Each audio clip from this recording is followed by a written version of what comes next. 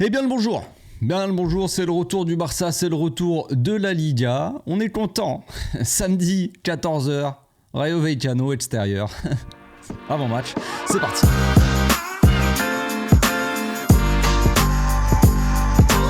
Au passage, n'hésite pas à nous rejoindre si c'est pas encore fait et à partager la chaîne autour de toi, ça fera plaisir à tonton. Avant de commencer cette petite vidéo toute mignonne, je tiens à faire un petit peu la promotion aussi de mon autre chaîne. J'ai une chaîne gaming les amis et oui, je fais des vidéos carrière FIFA, pour l'instant ce n'est que ça, mais peut-être qu'après on développera d'autres projets, d'autres sujets, d'autres jeux en fait, concrètement. Donc là je vais sortir probablement aujourd'hui ma vidéo aussi, mon match contre le Rayo Vallecano. J'en suis exactement au même moment que le Barça là, en pleine saison. Donc on va probablement faire le match contre le Rayo tout à l'heure et peut-être aussi le match contre Porto aussi de la semaine prochaine. Voilà, c'est tout ce que j'avais dit. Bon, sachez aussi que je serai en live demain, une heure avant le match, comme d'habitude en live sur YouTube. On parlera de la composition d'équipe, un peu, de sujets et d'autres. Comme d'habitude, j'essaie de répondre à un maximum de questions, tout ça, on s'amuse bien, l'ambiance est sympa, donc si tu n'as jamais eu l'occasion de passer, tu peux venir, ça se passera à 13h. Autre information aussi, oui, je diffuserai normalement, si tout se passe bien, dimanche midi, il y a le Barça B qui joue, je ne sais plus contre qui, mais je diffuserai le match, voilà, sur la chaîne, en live aussi. Sur YouTube. Bon, maintenant que c'est dit, on va parler un petit peu du match de demain qui s'annonce assez compliqué. Retour de trêve. Qui dit match de retour de trêve à 14h, à l'extérieur, contre le Rayo Vallecano. Autant dire que le match va pas être non plus foufou, je pense que ça s'annonce déjà, ça démarre mal, hein, forcément, mais on va voir, peut-être, pourquoi pas. Un sursaut d'orgueil, je sais pas, un réveil un petit peu de l'équipe après avoir soufflé pendant la trêve. On a quand même 2-3 mauvaises nouvelles, évidemment, hein. Je vais pas vous dire que Gavi est blessé, je pense que tout le monde est au courant. Il y a aussi Ter Stegen qui avait une douleur au dos avec l'Allemagne, avec son pays, et très incertain. Le Ter Stegen, très incertain, donc il y a des chances que ça soit Iñaki Peña qui soit au cage pour le Rayo et peut-être même contre Porto, parce que ici au Barça on fait pas les choses à moitié les amis. Quand on décide de se foirer une saison, on y va jusqu'au bout quoi, vraiment. Quand on n'a pas de chance sur les blessés, on y va jusqu'au bout aussi. Allez les gars, c'est ma tournée, tout le monde se blesse, c'est génial. Donc ça ne va pas aider l'équipe, évidemment, mais bon, certains qui critiquent un petit peu Ter Stegen, au moins voilà, ils ne l'ont plus. Ceux qui voulaient voir Ter Stegen dehors, maintenant on se retrouve avec Iñaki Peña. Est-ce que ça sera mieux qu'avec Ter Stegen? Je ne sais pas. Mais pourquoi pas, c'est un peu sa chance, c'est sa chance.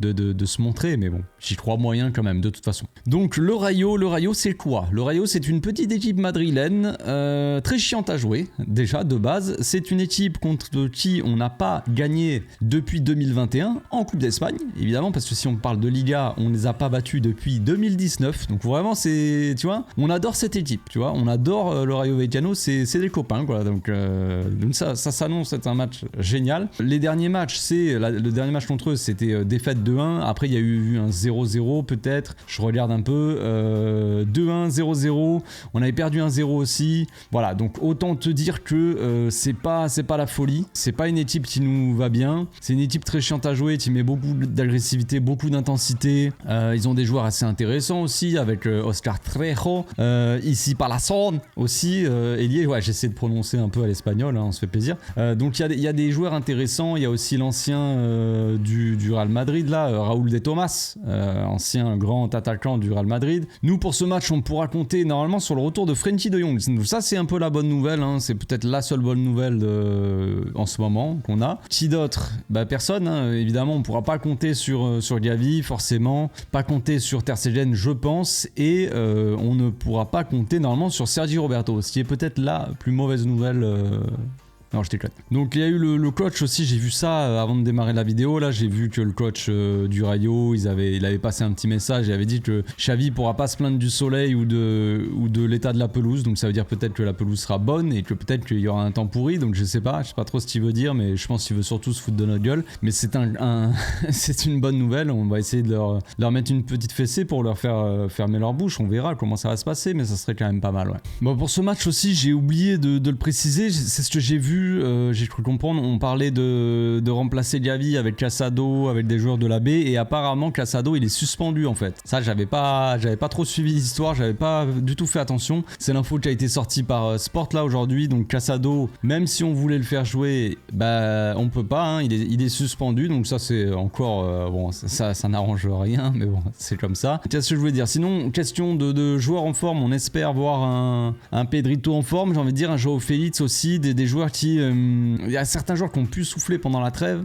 des joueurs comme Baldé qui a pas été convoqué, qui a pu souffler, Pedri aussi qui a pas été convoqué, bon Frenkie qui aurait une blessure aussi forcément, il y a d'autres joueurs qui n'ont pas pu souffler du tout, pas une seule minute, des joueurs comme bon Gundogan il est sorti dans son deuxième match avec l'Allemagne je crois, mais bon c'est des joueurs qui jouent beaucoup, Lewandowski aussi qui a beaucoup joué, Rafinha qui a joué un petit peu aussi, enfin jouer c'est un bien grand mot, hein. J'ai essayé de regarder le match Argentine-Brésil, j'ai saigné des yeux avant la mi-temps et j'ai décidé d'arrêter hein, pour mon bien, pour ma santé mentale. Il y a eu les matchs aussi de l'Uruguay avec Araujo qui a été monstrueux en tant que latéral droit d'ailleurs, Koundé aussi qui a joué, mais je crois j'ai pas regardé les matchs de la France, mais je crois qu'il s'est fait mélanger un petit peu contre la Grèce. Bon c'est triste, mais il joue en latéral, on sait qu'avec le Barça il joue plus en latéral, voilà, donc il y a des joueurs comme ça qui ont pas mal joué, d'autres qui ont pu se reposer aussi comme Oriol Romeu, je sais pas préciser, Oriol Romeu qui est tout frais, qui pourrait être titulaire dans le match de demain, c'est une bonne nouvelle.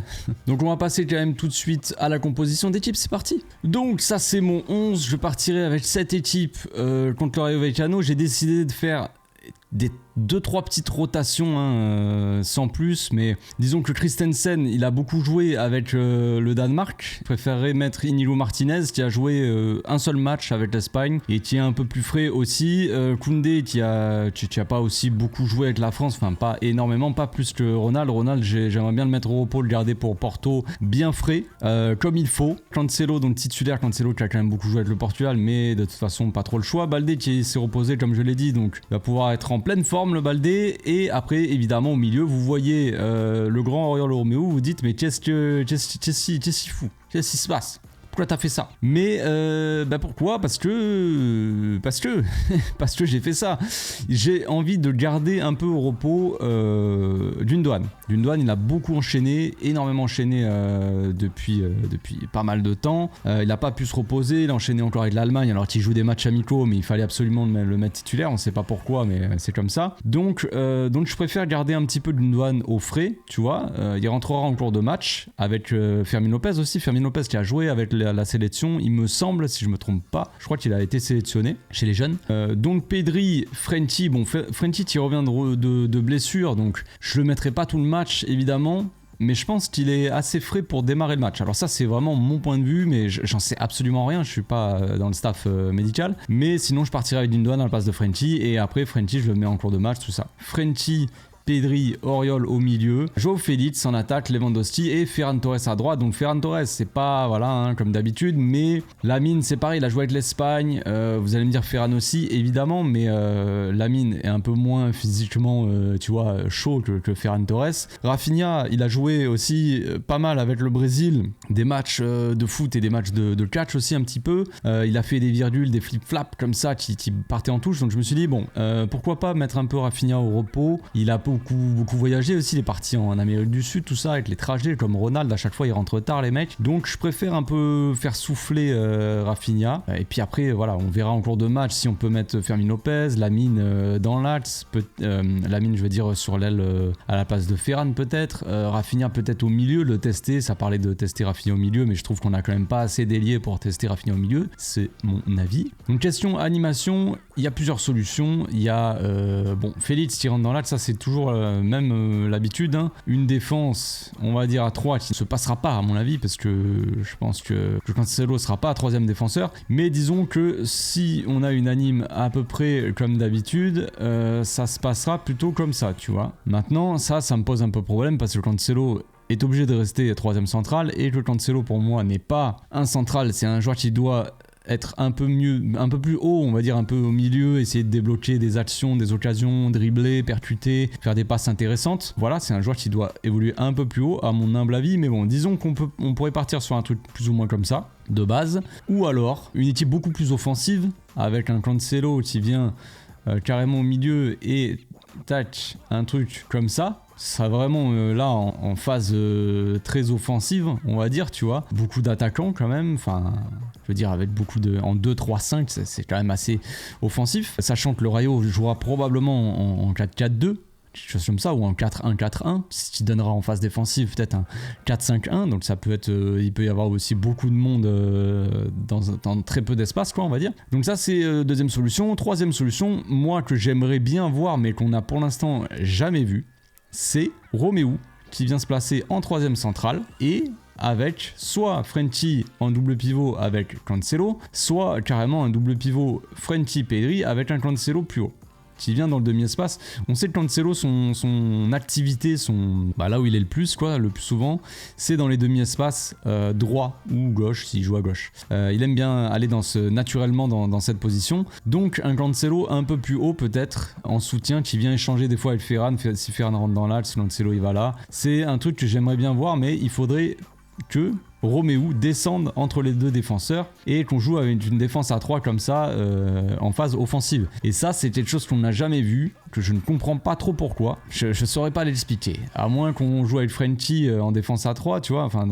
à la place de Romeu, mais pour moi ça colle pas parce que Frenkie doit être ici. Tu vois. Si à la limite on a Gundogan ici, tu vois, on a des joueurs un peu de talent, bon, tu peux mettre Frenkie en défense et il apporte le surnombre quand il faut attaquer, j'en sais rien. Mais là, Romeu est pas assez bon balle au pied pour que ça soit lui ici et Frenkie en défense. Donc un truc comme ça, moi ça me plairait bien. Voilà. Je dis pas que c'est ce qu'on verra, hein, comme d'habitude, quand je fais mes compositions d'équipe, les amis, vous le savez, pour ceux qui me suivent depuis un moment, c'est ce que moi je ferai. C'est mon 11, c'est marqué en haut là, mon 11, donc voilà, c'est assez clair. C'est pas le 11, ce n'est pas une prédiction, c'est pas ce que Xavi va faire ou quoi, j'ai pas d'infos là-dessus. Voilà, c'est comme ça. C'est moi ce que j'aimerais bien voir par rapport aux joueurs qui sont disponibles, c'est quelque chose comme ça, voilà. Ça c'est en phase offensive et en phase défensive, tac, tac, tac, tac.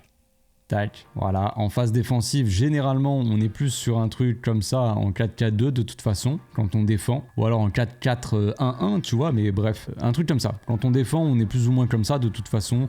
On n'est pas vraiment en 4-3-3. Voilà, c'est tout pour cette petite vidéo. Je pense que j'ai fait le tour, les amis. Dites-moi dans les commentaires ce que vous pensez de ma composition d'équipe, ce que vous feriez vous aussi, avec les joueurs qu'on a disponibles. Je sais que Ferran Torres peut être un peu décrié. Je pense qu'il y en a beaucoup qui verraient peut-être plus Lamine Yamal. Après, si Lamine est en forme, pourquoi pas, mais je préférerais, il va falloir trouver des va falloir faire des choix tout simplement, pas trouver des solutions, mais faire des choix surtout, faire des choix de petite rotation entre le match contre le Rayo qu'il va falloir aller chercher et ça va être compliqué, c'est un match difficile, donc il faut absolument gagner. Parce qu'après, derrière, on a quand même des gros matchs qui s'enchaînent. Girone, Atlético Madrid et c'est tout. Mais c'est des matchs compliqués. On a le match contre Porto qu'il faut absolument gagner aussi. Donc, s'il vaut mieux mettre tous ses meilleurs joueurs, entre guillemets, contre le Rayo Vallecano ou contre le Porto, par exemple, tu vois, faut faire des choix aussi. Et pas tout le monde n'est en forme.